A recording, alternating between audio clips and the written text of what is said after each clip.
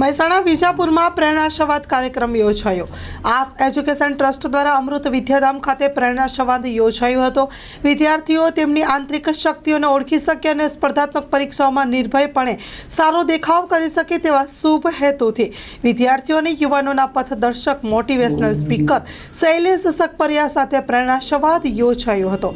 Story report by મયુર પંડ્યા અને આ બાબતે મોટિવેશનલ સ્પીકર શૈલેષ સકપરિયાએ વાત કરી હતી।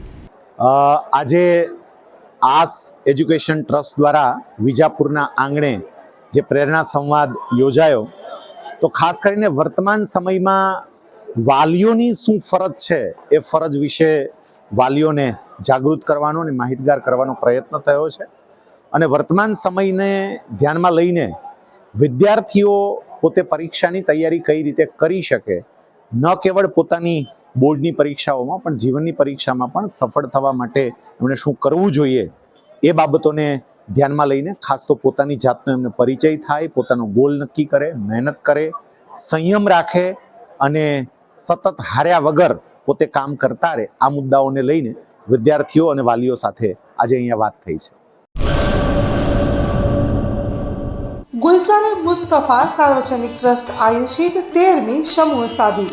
આથી આપણે જણાવતા ખુશી થાય છે કે દર વર્ષની જેમ આ વર્ષે પણ ઇન્શાઅલ્લાહ સમૂહ સાદીનું આયોજન કરેલ છે, જેના ફોર્મ ભરવાનું ચાલુ થઈ ગયેલ છે।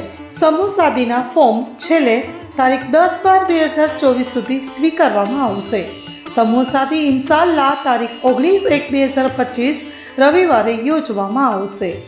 ફોર્મ મેળવવા સંપર્ક કરો Haji Mohammad Rafiq Jusab Baloch, Bharat laundry, Jat tea house સામે, મોટા પીર રોડ, સંજોગનગર, ભુજ, કચ્છ।